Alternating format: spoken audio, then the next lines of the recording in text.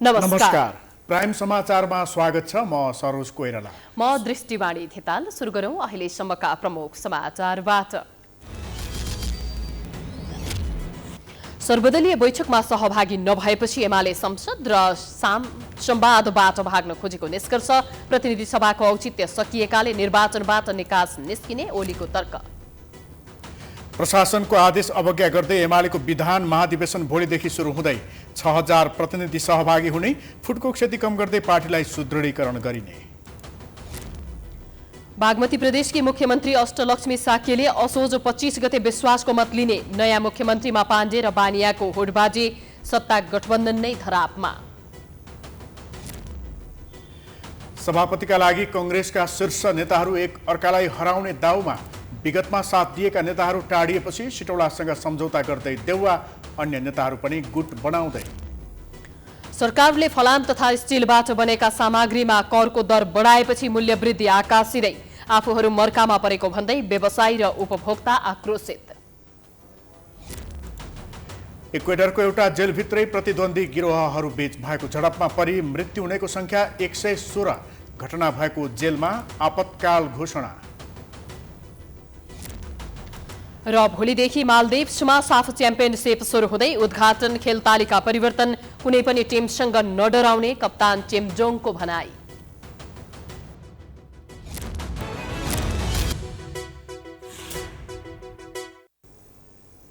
अब समाचार विस्तारमा।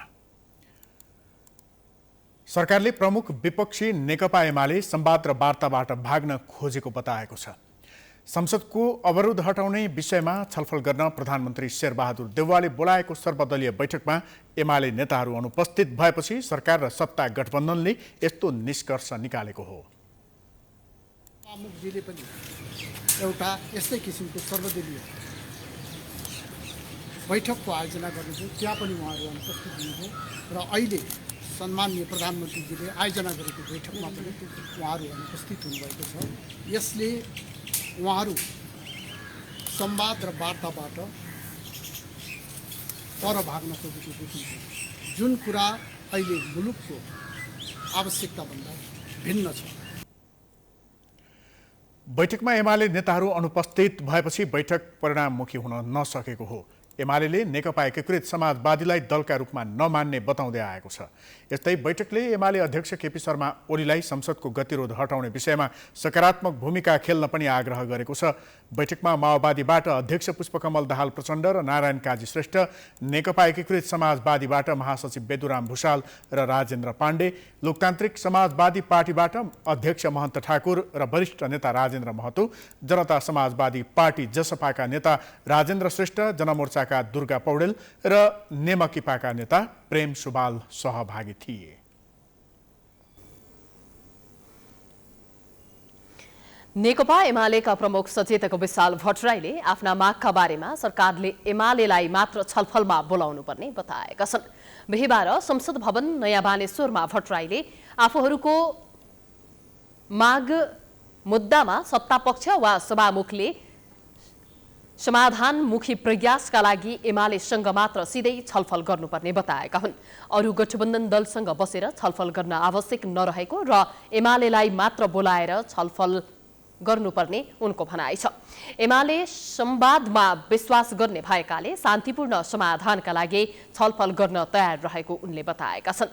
एमालेको एजेन्डामा निरूपण गर्ने गरी सरकार र सभामुखले छलफल नै नगरेको भट्टराईको तर्क छ।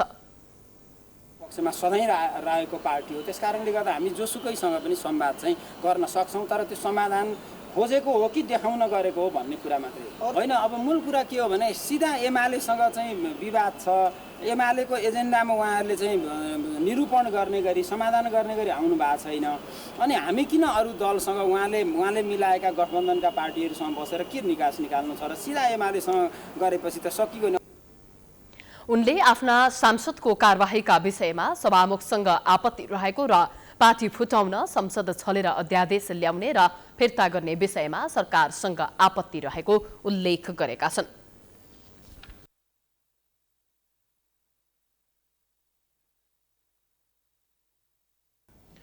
नेकपा एमालेको प्रथम विधान महाधिवेशन भोलिदेखि सुरु हुँदैछ। महाधिवेशनमा 6000 भन्दा बढी प्रतिनिधिहरूको सहभागिता हुनेछ। कसरी हुँदैछ त एमालेको विधान महाधिवेशनको व्यवस्थापन? एक रिपोर्ट। नेकपा एमाले शुक्रबारबाट ललितपुरमा सुरु हुने पार्टीको प्रथम विधान अधिवेशनको तयारी पूरा भएको जनाएको छ। मूल व्यवस्थापन समितिले बिहिबार काठमाडौँमा पत्रकार सम्मेलन गर्दै ललितपुरको गोदावरी स्थित सनराइज सम्मेलन केन्द्रमा हुने महाधिवेशनको सम्पूर्ण तयारी पूरा भएको जनाएको हो। महाधिवेशनको उद्घाटन केपी शर्मा ओलीले गर्ने र बन्द सत्रमा केन्द्रीय कमिटिको तर्फबाट अध्यक्ष ओलीले राजनीतिक प्रतिवेदन, महासचिव ईश्वर पोखरेलले संगठनात्मक प्रस्ताव र उपमहासचिव विष्णु पौडेलले विधान संशोधन प्रस्ताव प्रस्तुत गर्नेछन्। पत्रकार सम्मेलनमा विधान महाधिवेशन मूल व्यवस्थापन समितिका संयोजक रामबहादुर थापाले महाधिवेशनमा 3वटै प्रतिवेदनमा विस्तृत छलफल गरेर आवश्यक निर्णय गरिने जानकारी दिए। यो स्वास्थ्य प्रोटोकलहरू पालना गरेर गर्ने भने त्यो पालना नगरिकन गर्न हुन्न भन्ने सरकारको मन्सा होला।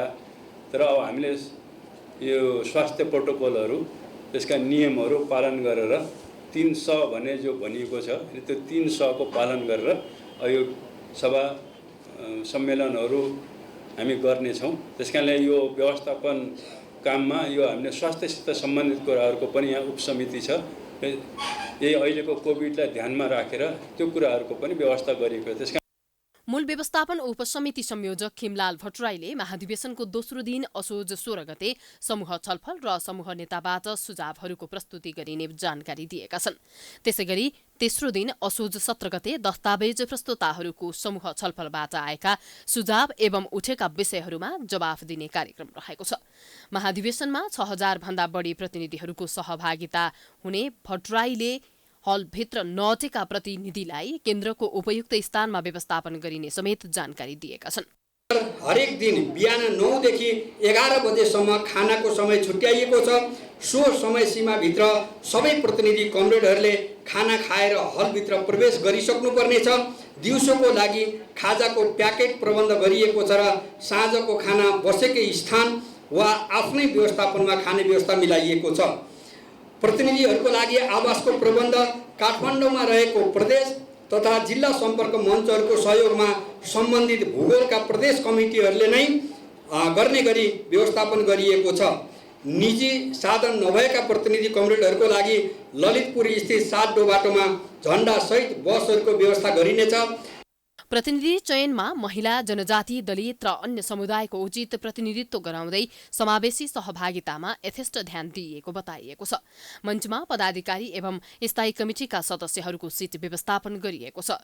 मूल सभा हलमा 3000 प्रतिनिधिहरू रहनेछन् भने हलको दायाँ बायाँको खाली हलहरूमा 1000 प्रतिनिधिहरूका लागि बस्ने प्रबन्ध गरिएको छ। हलको दायाँ बायाँका प्यासेजहरूको माथिल्लो खाली भागमा टेन्ट टाँगेर थप आवश्यक पर्न सक्ने 1000 क्षमताको हल निर्माण गरिएको छ।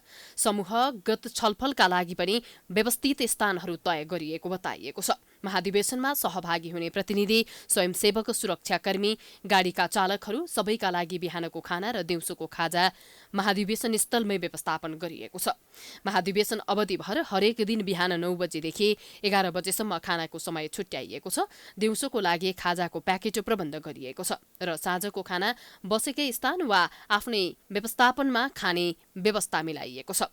निजी साधन नभएका प्रतिनिधि कमरेडहरूका लागि ललितपुर स्थित 7 बाटोमा झण्डासहित बसको व्यवस्था गरिनेछ।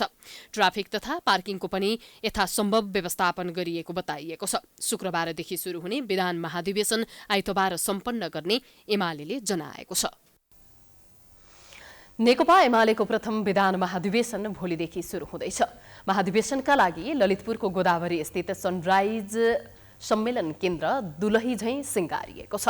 महाधिवेशनमा आउने प्रतिनिधिहरूको सम्पूर्ण व्यवस्थापनको कार्य पनि पूरा भइसकेको छ। कार्यक्रम स्थल जाने बाटोलाई पनि रातारात सम्याउने र खाल्डा खुल्टी पुर्ने काम भइरहेको छ। ट्राफिक व्यवस्थापन, कार्यक्रम व्यवस्थापन लगायतमा केन्द्रित रही कार्यक्रम स्थलबाट तयार पारिएको एक रिपोर्ट। नेकपा एमालेको प्रथम विधान महाधिवेशन शुक्रबारदेखि यही हलमा सुरु हुँदैछ। यति बेला हामी यो जो हल छ गोदावरी स्थित हलमा आइपुगेका छौँ, जहाँ ठुलो ब्यानरमा हामी देख्न सक्छौँ जनताको बहुदलीय जनवाद जिन्दाबाद भनेर ठुलो ब्यानर राखिएको छ। कुर्सीहरू पनि देख्न सक्छौँ, चिटिक्क बनाइएको छ। तल कार्पेट लगायतको हलको व्यवस्थापन हेर्दा निकै सुन्दर बनाइएको छ। नेकपा एमालेको सूर्य चिन्ह यति बेला यो काठबाट रङ्गीन रूपमा बनाएर यो सूर्य चिन्ह पनि बनाइँदैछ। यो खास गरी जो ब्यानर हुन्छ, ब्यानरको छेउमा सूर्य चिन्ह राख्नका लागि पनि यति बेला यहाँ तयारी भइरहेको छ। झन्डै 6500 जनाको यहाँ सहभागिता रहनेछ र नेकपा एमालेको भावी विधान कस्तो रहनेछ, अर्थात् विधानमा कुन कुन विषयमा छलफल गरिनेछ, देशव्यापी रूपमा आएका कार्यकर्ताहरूले नेताहरूले के सुझाव दिनेछन्, ती सुझावहरू समेट्नका लागि अर्थात् विधानमा उल्लेख गर्ने नीति कार्यदिशा लगायत भावी नेकपा एमालेको रणनीति कस्तो हुने भन्ने विषयमा यो हलमा 3 दिनसम्म छलफल हुनेछ र यो हलले नेकपा एमालेलाई एउटा गति दिने भनेर नेताहरूले दाबी गरिरहेका छन्।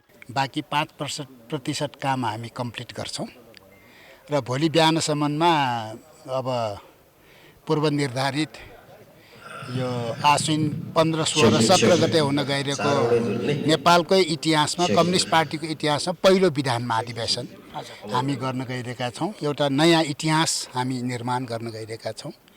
त्यसको लागि अब हामी एउटा उत्साहका साथ गर्नुपर्ने सबै व्यवस्थापनहरू मतलब लगभग हामीले एउटा सबै कम्प्लिट गरिसकेका छौँ।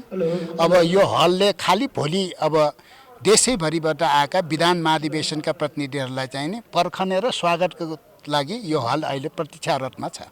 अनि खुसी लाग्छ अब आयोजक कमिटीमा बसेर होइन, आयोजक बनेर, त्यो पनि मेरै निर्वाचन क्षेत्रमा मेरै ठाउँमा यसरी चाहिँ पहिलो ऐतिहासिक विधान महाधिवेशन पार्टीको हुँदैछ।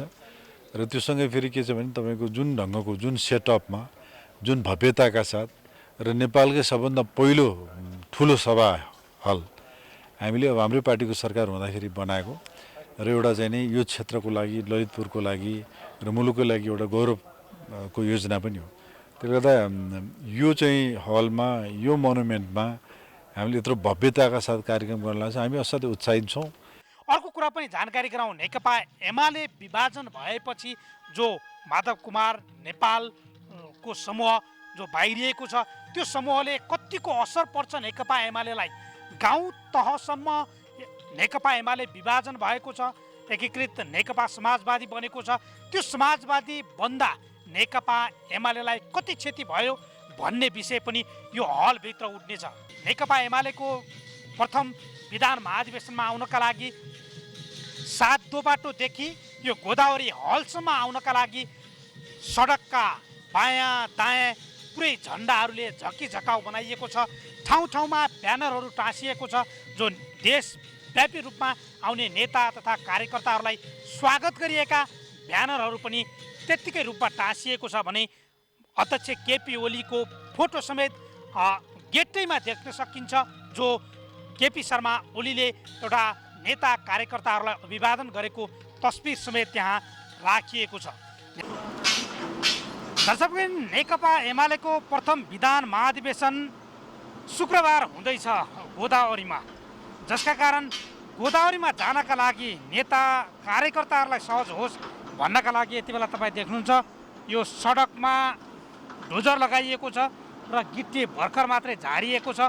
वर्षौँसम्म नबनेको सडक नेताहरू हलमा पुग्नका लागि अर्थात् विधान महाधिवेशनमा पुग्नका लागि बाटो भने सडक बनाइँदैछ। तपाईँलाई अर्को पनि जानकारी गराउँ, यो दृश्य हेर्नुहोस् यता, जो यो यति बेला यो जो जाम परिसकेको छ, वर्षसम्म पटक ठेकेदारले बनाउन नसकेको बाटो अर्थात् यहाँका सर्वसाधारण हिलो र धुलो खाएर बसिरहेको बेला यति बेला नेकपा एमालेको विधान महाधिवेशन हुने भएपछि शुक्रबारका लागि तय भएको जो विधान महाधिवेशन छ त्यहाँसम्म नेता कार्यकर्ताहरूलाई पुर्याउनका लागि यति बेला सडक नै जाम बनाएर यसरी यहाँ सुरक्षाकर्मी लगायतका व्यवस्था समेत गरेर यहाँ यति बेला बाटो बनाइँदैछ।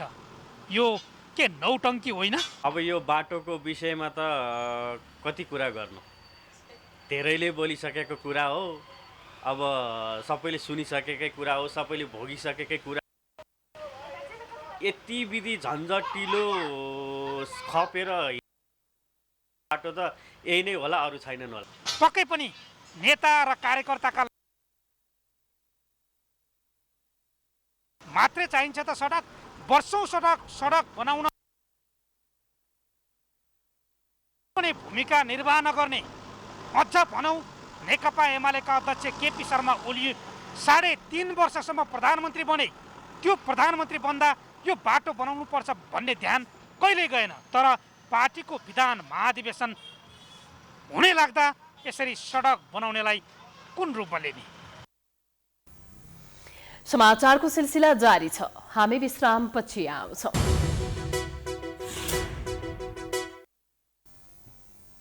विश्रामपछि स्वागत छ। अब बाँकी समाचार। सबैभन्दा लामो समय संसद अवरुद्ध पारेको इतिहास रचेको एमाले अहिले पनि संसद अवरोधकै निरन्तरतामा छ।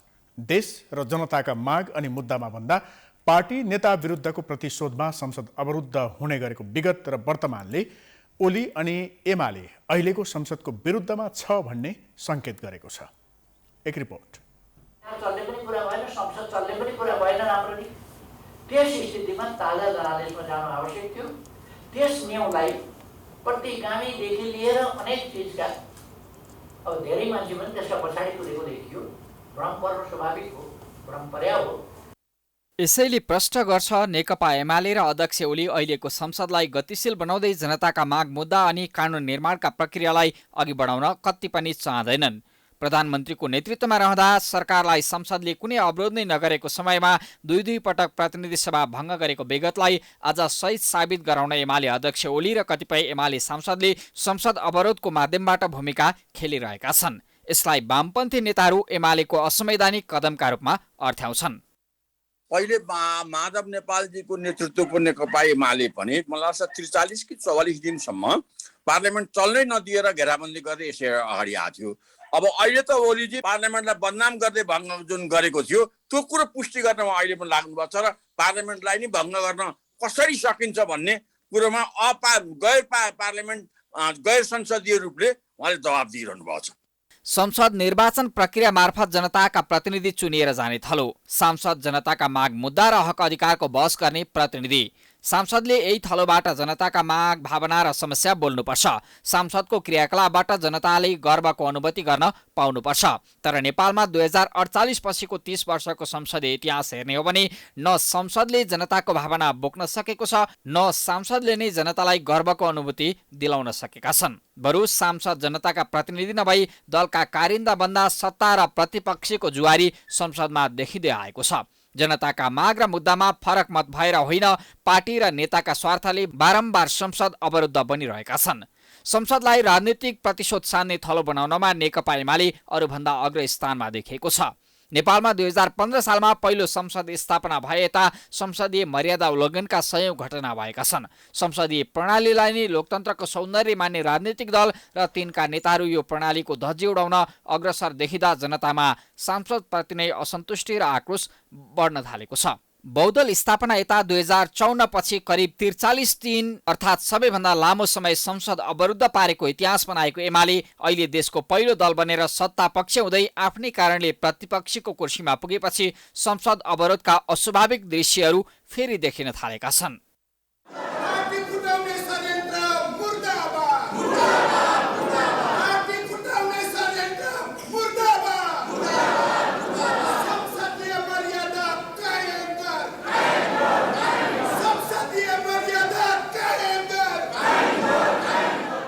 दुई 2048 पछिको 30 वर्षको संसदीय इतिहासमा घटेका केही अस्वाभाविक घटनाहरू यस्ता छन्।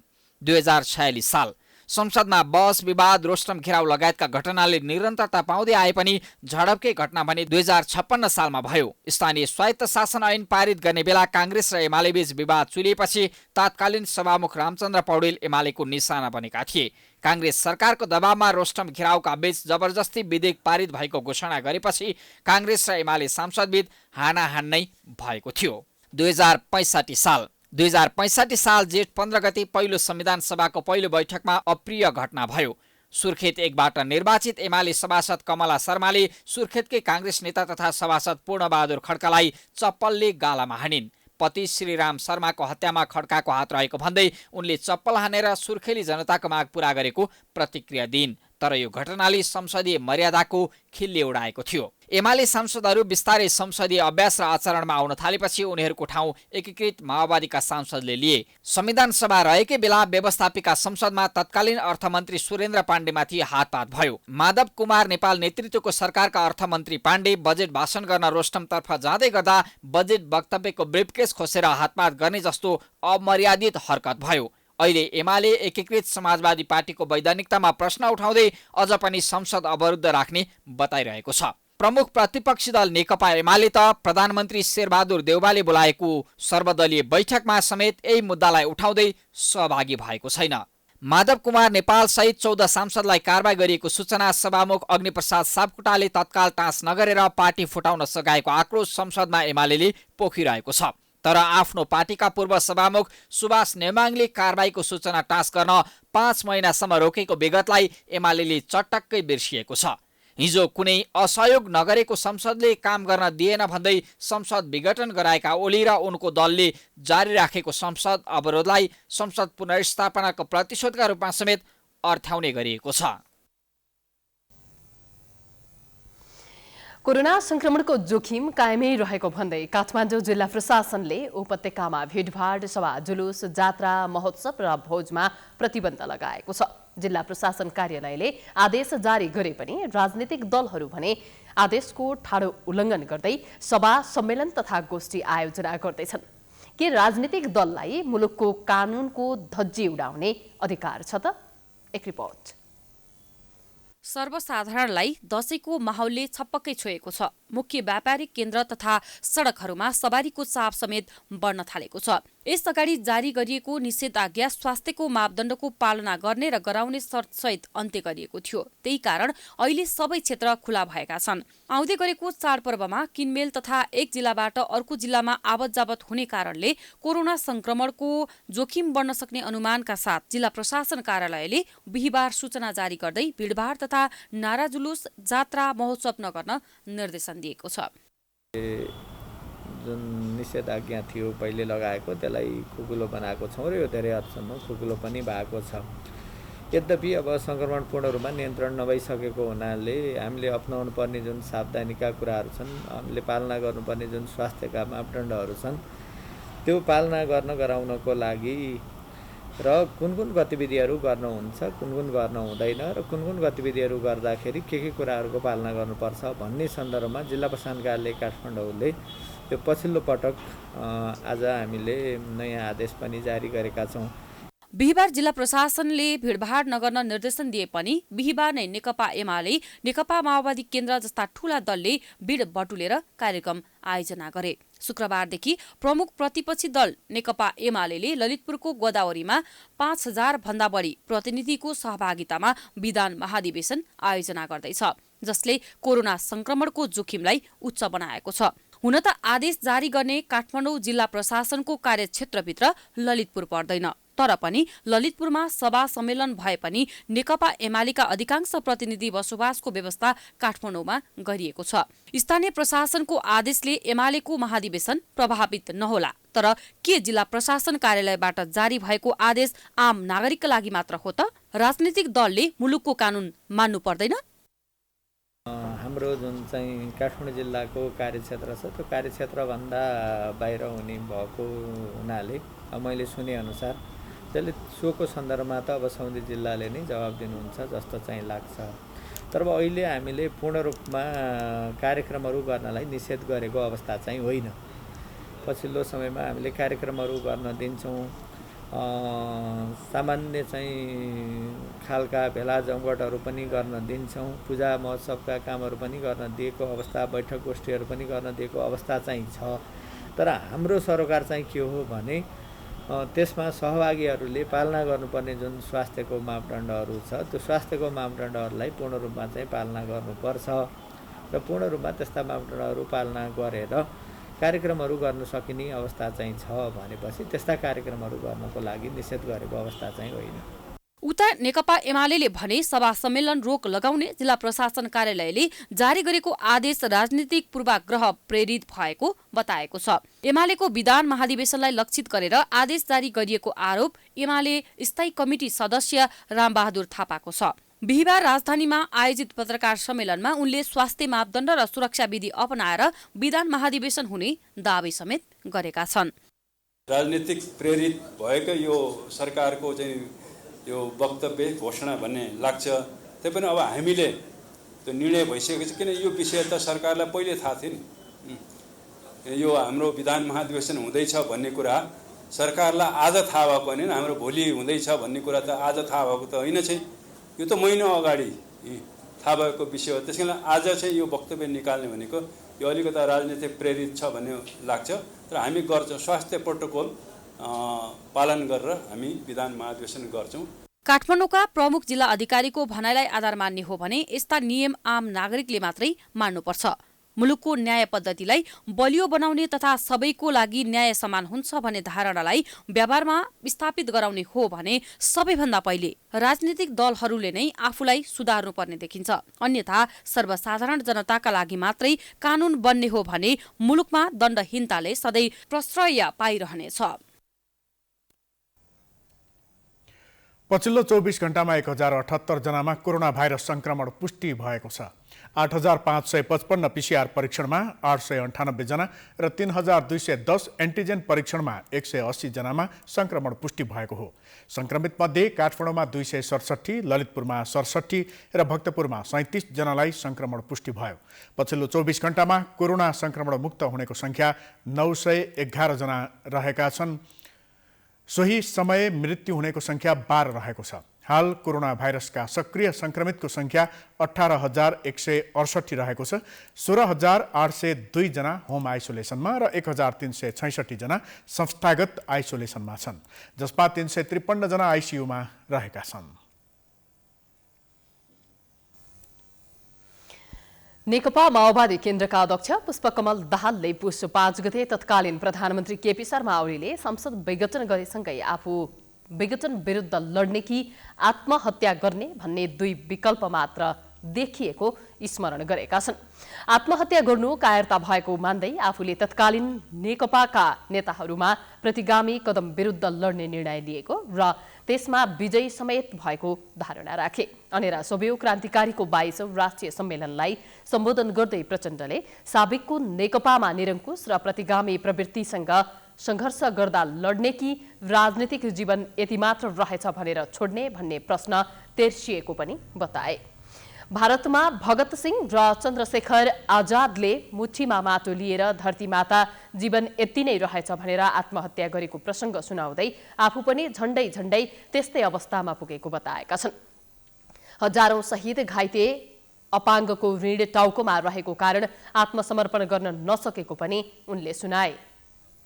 लडाईँ गर्ने कि आत्मसमर्पण त मैले गर्न सक्दिनँ, गर्न हुँदैन। हजारौं शहीदहरू, हजारौं बेपत्ता योद्धाहरू, घाइते अपाङ्गहरूको सबै ऋण त मेरो टाउकोमा, त मुख्य रूपमा त मेरो टाउकोमा छ। मैले या त अब सकिनँ, मैले यति नै रहेछ भनेर आफूले आफैलाई सुसाइड गर्न पर्ने। सुसाइड सबै नराम्रो मात्रै हुँदैन है साथी हो। मार्चको ज्वाइँ छोरीहरूले सुसाइड गरेको कथा सायद तपाईँहरूले पढ्नु भएको होला। सबै सुसाइड गलतै हुन्छ भन्ने हुँदैन। आन्दोलनका लागि सडकमा आउँदा जनताको समर्थन हुने हो कि होइन, कार्यकर्ताले साथ दिने हो कि होइन भन्ने आशंका रहेको समेत उनले बताए। 2052 फागुनमा जनयुद्धको अन्तिम तयारी गर्दा पनि मस्तिष्कमा यस्तै कुरा खेलेको स्मरण समेत उनले गरे। साथै उनले आफ्नो दलमा नेतृत्व गर्न लायक युवा पुस्ता तयार भइसकेको दावी गरेका छन्। अध्यक्ष दाहालले अबका दिनमा विद्यार्थी नेताहरू पार्टी मात्र नभएर मुलुक चलाउन समेत तयार भएको धारणा राखे। साथै उनले अबका दिनमा युवाहरूलाई पार्टीमा महत्त्वपूर्ण स्थान दिइने पनि बताए। विद्यार्थी नेताहरूलाई अब पार्टीको केन्द्रीय कमिटीमा लैजाने प्रस्ताव बुधबार बसेको स्थायी कमिटी बैठकमा राखेको सुनाउँदै अध्यक्ष दाहालले अहिलेका विद्यार्थीबाटै मुलुकमा नयाँ नेता आउने बताएका छन्। प्रचण्डले युवाहरू कम्युनिस्ट पार्टीको नेतृत्वको उत्तराधिकारीको रूपमा तयार भइसकेको बताएका छन्। जनयुद्धतर्फ इङ्गित गर्दै उनले आफ्नो र माओवादी योद्धाहरूको सपना साकार हुन नसकेको भए पनि मुलुकमा युगान्तकारी परिवर्तन ल्याउन सफल भएको दावी भने गरेका छन्।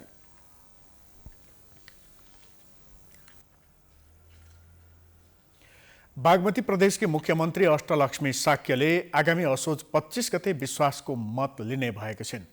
नेकपा एमालेका 13 प्रदेश सभा सदस्य माधव कुमार नेपाल नेतृत्वको नेकपा एकीकृत समाजवादीमा लागेपछि मुख्यमन्त्री साक्यले विश्वासको मत लिन लागेकी हुन्। 56 सांसद सहित एकल बहुमत रहेको एमाले प्रदेश सभा संसदीय दलको नेताका रूपमा 2 भदौमा उनी मुख्यमन्त्री नियुक्त भएकी हुन्। एमाले फुटेपछि 110 सदस्यीय प्रदेश सभामा बहुमतका लागि आवश्यक सांसद संख्या नभएपछि साक्यले विश्वासको मत लिनुपर्ने हो। संविधानको धारा 188(2) मुख्यमन्त्रीले प्रतिनिधित्व गर्ने दल विभाजन भए 30 दिनभित्र विश्वासको मत लिनका लागि प्रदेश सभामा प्रस्ताव राख्नुपर्ने व्यवस्था छ। बागमती प्रदेशमा विपक्षी गठबन्धनले अझै मुख्यमन्त्री टुङ्ग्याउन सकेको छैन। नेकपा एमाले विभाजन भएर बनेको नेकपा एकीकृत समाजवादीले प्रदेशमा औपचारिक मान्यता पाउँदासम्म सरकारको नेतृत्व गठबन्धनबाट कसले गर्ने भन्ने विषय टुङ्गो लागेको छैन। नेपाली कांग्रेस र नेकपा एकीकृत समाजवादीले बागमती प्रदेशको सरकार आफ्नो दलले नेतृत्व गर्ने भनेर बताउँदै आएका छन्। नेतृत्वबारे टुङ्गो लगाउन नसक्दा गठबन्धनभित्रै असमझदारी उत्पन्न भएको छ। मुख्यमन्त्रीका लागि समाजवादीका राजेन्द्र पाण्डे र कांग्रेसका इन्द्र बानिया मुख्य दावेदार हुन्।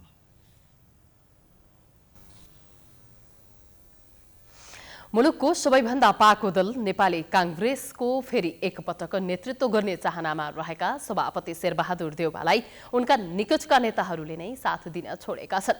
पार्टीमा देउवाका मुख्य सारथीहरू अहिले आफै सभापतिको दौडमा होमिएपछि उनले बलियो साथीको खोजी गरिरहेका छन्। त्यसका लागि सभापतिकै दावेदार कृष्ण सिटौलालाई आफ्नो क्याम्पमा ल्याउन देउवाले पहल गरिरहेका छन्। एक रिपोर्ट। 13औं महाधिवेशनमा शेरबहादुर देउवालाई सभापति बनाउन दिनरात खटिएका नेताहरू गोपालमान श्रेष्ठ र विमलेन्द्र निधि अहिले उनीसँग टाढा हुँदैछन्। दुवैले सभापतिमा दावी गर्दा फेरि एकपटक नेपाली कांग्रेसलाई हाँक्ने योजनामा रहेका देउवाको मुस्किल बढेको छ। ती दुईको साथ बिना फेरि सभापति बन्न नसक्ने ठम्म्याई देउवाको छ।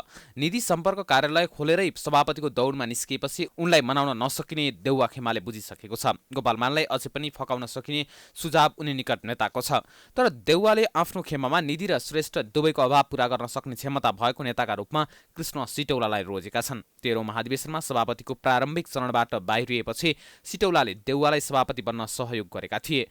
त्यही कारण उनी अहिले पनि सिटौलालाई आफ्नो पक्षमा पार्न सकिने कुरामा विश्वस्त छन्। त्यसका लागि देउवाले 14औं महाधिवेशनमा सभापतिमा जितेपछि सिटौलालाई कार्यवाहक सभापति बनाएर आफूले सरकार चलाउने आश्वासन समेत दिइसकेका छन्। देउवाको प्रस्तावमा सिटौला सकारात्मक रहेको उनी निकटका नेताहरू बताउँछन्। रामचन्द्रले धेरै उम्मेदवार छ हैन। अहिले विमलेनजीले पनि अब उठ्ने भन्ने कुरा र शेरबहादुरको एउटा प्याटर्न मान्छे नै हैन, उहाँको एउटा लेफ्टिनेन्ट बन्नु उहाँले हैन। अब उहाँ चाहिँ पक्कै उठ्नुहुन्छ जस्तो मलाई लाग्छ। अब यो सिटौलाजीको पनि सुनिरहेछ हैन। अब भोलि त्यसलाई हेरेर मात्रै समीकरणलाई भन्न सके। तर अहिलेसम्म नेचुरल समीकरण चाहिने अहिलेसम्म यसो हेर्दाखेरि पार्टी सभापति कुरालाई कहीँ नकाटेको अवस्थामा सहयोग गरेको रूपमा चाहिँ नि अलिकति चाहिँ नि रामचन्द्र पौडेलसँग भन्दा पनि सिटौलाजीको चाहिँ अलिकति पार्टी सभापतिले अरू कामहरू एउटा भन्न इमान्दारको साथ गरेको अवस्था बाहिर चाहिने शेरबहादुर दिवस सिटौलाजीको समीकरण सम्भावना प्रबल छ। कहिले देउवा त कहिले वरिष्ठ नेता रामचन्द्र पौडेलको पक्षमा उभिए जस्तो गर्ने नेता सिटौला चुनाव लडे पनि सभापतिमा जित्न नसकिने कुरामा भने ढुक्क छन्। त्यसैले देउवाको प्रस्ताव उनका लागि सुनमा सुगन्ध भएको छ। फेरि नेपाली कांग्रेसमा कार्यवाहक सभापति बनाइनु नौलो कुरा पनि होइन। पञ्चायतकालमा बीपी कोइराला निर्वाचनमा भारतमा रहँदा सुवर्ण शमशेर राणाले कार्यवाहक सभापतिका रूपमा नेपाली कांग्रेसको नेतृत्व गरेका थिए। त्यही बेलादेखि कांग्रेसमा कार्यवाहक सभापतिको प्रचलन सुरु भएको हो। पछि स्वास्थ्य खराब भएपछि बीपी कोइरालाले कृष्णप्रसाद भट्टराईलाई कांग्रेसको कार्यवाहक सभापतिको जिम्मेवारी सुम्पिएका थिए। यस्तै गिरिजाप्रसाद कोइरालाले सुशील कोइरालालाई पनि कार्यवाहक सभापतिको जिम्मेवारी सुम्पिएका थिए। सुशील कोइरालाको निधनपछि रामचन्द्र पौडेलले कार्यवाहक सभापतिकै रूपमा कांग्रेसको 13औं महाधिवेशन गराएका थिए। सरकार र पार्टी एकसाथ चलाउन कठिनाई महसुस गरिरहेका देउवाले फेरि सभापतिमा जित हात पार्न सकेको खण्डमा आगामी चुनावपछि निर्विवाद रूपमा सरकारको नेतृत्व गर्न पाउनेछन्। साथै सभापतिमा सघाएका नेतालाई कार्यवाहक सभापति बनाएर दोहोरो जिम्मेवारीको बोझलाई हलुको बनाउने रणनीतिमा देउवा छन्। साथै कार्यवाहकका रूपमै भए पनि काङ्ग्रेसको नेतृत्व गर्न पाउनु सिटौलाको पनि राजनीतिक सफलता हुनेछ। त्यही कारण अहिले नेपाली काङ्ग्रेसमा भित्रभित्रै देउवा र सिटौलाले मिठो खिचडी पकाउन सुरु गरिसकेका छन्। समाचारको सिलसिला अझै जारी छ। हामी विश्रामपछि आउँछौँ। विश्रामपछि स्वागत छ। अब आर्थिक समाचार।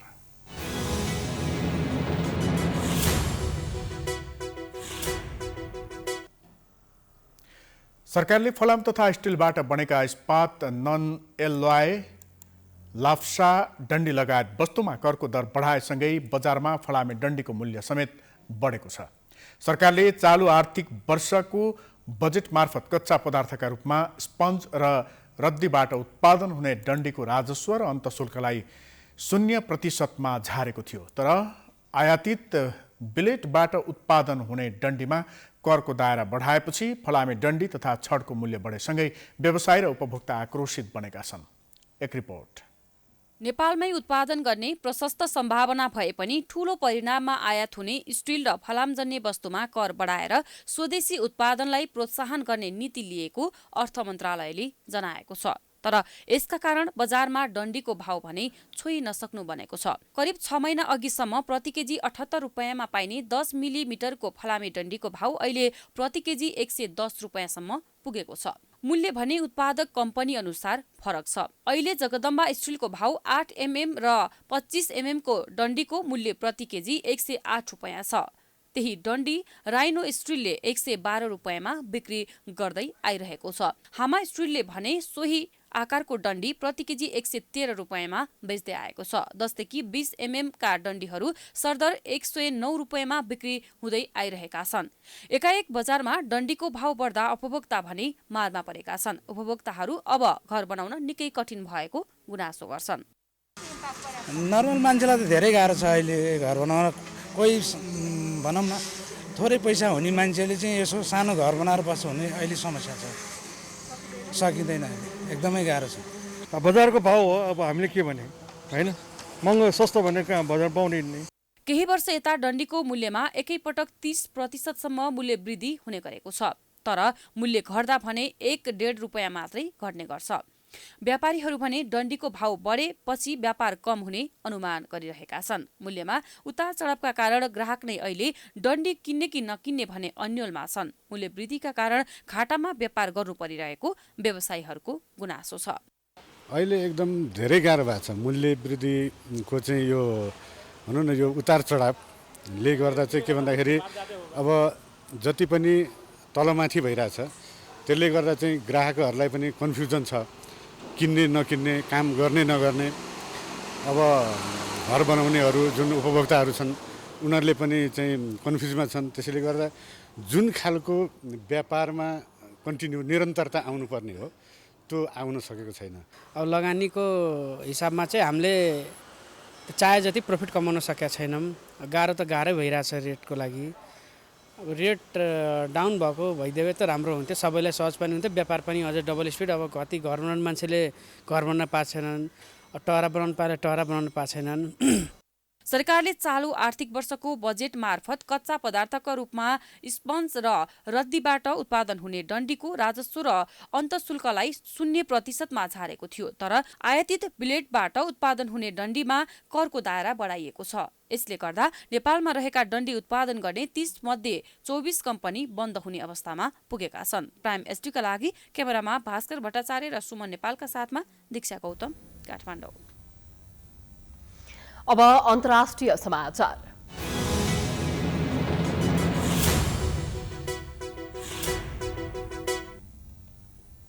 इक्वेडरको जेलमा प्रतिद्वन्दी गिरोहहरू बीच भएको झडपमा 100 भन्दा बढी मारिएपछि त्यहाँको सरकारले जेलमा आपतकाल घोषणा गरेको छ।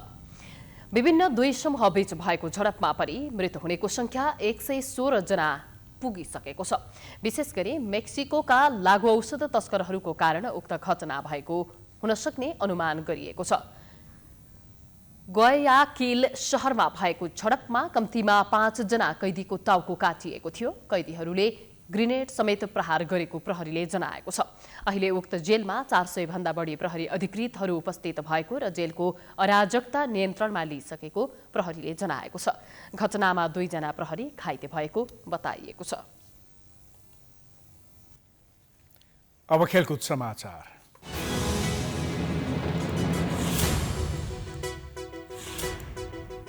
शुक्रबारदेखि मालदिप्समा सुरु हुन गइरहेको साफ च्याम्पियनसिपको उद्घाटन खेल तालिका परिवर्तन गरिएको छ।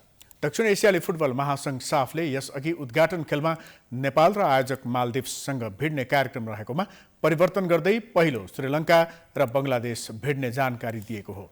माले सिटी स्थित नेसनल फुटबल स्टेडियममा हुने श्रीलङ्का र बङ्गलादेश बीचको उद्घाटन खेल नेपाली समयअनुसार पौने 5 बजे हुनेछ। त्यस्तै सोही दिन हुने दोस्रो खेलमा नेपाल र मालदिप्स पौने 10 बजे खेल्नेछन्। अन्य खेलहरूको तालिका भने कुनै फेरबदल नभएको साफले जनाएको छ। राउन्ड रोबिनको अन्तिम दिन असोज 27 गते दिउँसो नेपाल र बङ्गलादेश तथा राति भारत र मालदिप्स बीच प्रतिस्पर्धा हुनेछ। राउन्ड रोबिनका शीर्ष 2 टोलीले असोज 30 गते राति 8:45 बजे उपाधिका लागि खेल्नेछन्। नेपाली टोली अहिलेसम्म साफ च्याम्पियनसिपको फाइनल पुग्न सकेको छैन। यसैबीच नेपाली राष्ट्रिय फुटबल टिमका कप्तान तथा गोलकिपर किरण चेम्जोङले मैदानमा नतिजाका लागि लड्ने बताएका छन्। मालेमा आज आयोजित प्री म्याच कन्फरेन्समा बोल्दै कप्तान किरणले मालदिप्समा कुनै पनि टिमसँग नडराउने र नतिजाका लागि मैदानमा लड्ने बताएका हुन्। The young players are there really good under 23 and we have now combination between young player and senior player, so we have good combination. And this year, I know as our assistant coach said, we are the only team till now we haven't win this competition and we haven't reached final also. But this time, as I said before also, we are here. We will fight each and every match because of it's like a room and rowing game, you know, so it's a very difficult match. Every match should be win. There is no chance to lose. So if you reach final, so definitely we have to win each and every match. So each and every match going to be really tough. यसपटक प्रतियोगितामा दक्षिण एसियाका कुल 5 टोलीहरूले सहभागिता जनाउँदैछन्। पाकिस्तान र अफगानिस्तानले भाग नलिएका हुन्। Round robin लिगका आधारमा हुने प्रतियोगिताको शीर्ष 2 टोली फाइनलमा प्रवेश गर्नेछन्। आयोजक मालदिप्स प्रतियोगिताको डिफेन्डिङ च्याम्पियन समेत हो। दक्षिण एसियामा नेपाल र भुटानले अहिलेसम्म साफ च्याम्पियनसिप जित्न सकेका छैनन्।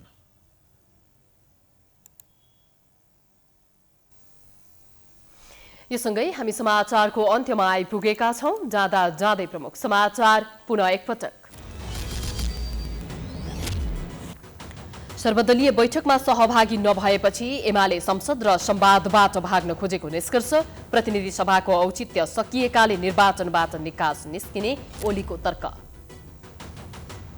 प्रशासनको आदेश अवज्ञा गर्दै एमालेको विधान महाधिवेशन भोलिदेखि सुरु हुँदै 6000 प्रतिनिधि सहभागी हुने। फुटको क्षति कम गर्दै पार्टीलाई सुदृढीकरण गरिने। बागमती प्रदेशकी मुख्यमन्त्री अष्टलक्ष्मी साक्यले असोज 25 गते विश्वासको मत लिने। नयाँ मुख्यमन्त्रीमा पाण्डे र बानियाको होडबाजी, सत्ता गठबन्धन नै धरापमा। सभापतिका लागि कंग्रेसका शीर्ष नेताहरू एक अर्कालाई हराउने दाउमा। विगतमा साथ दिएका नेताहरू टाढिएपछि सिटौलासँग सम्झौता गर्दै देउवा।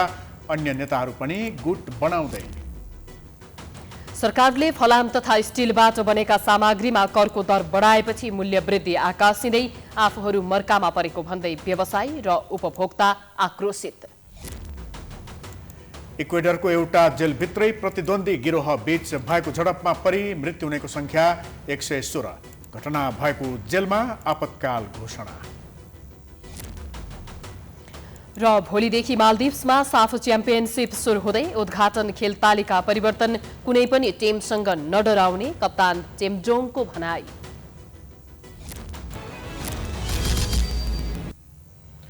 समाचार अहिलेलाई सकियो। यसपछिको प्रस्तुति जनता जान्न चाहन्छन् ऋषि धमलाको साथमा। हेर्दै गर्नुहोला प्राइम टाइम्स टेलिभिजन। नमस्कार।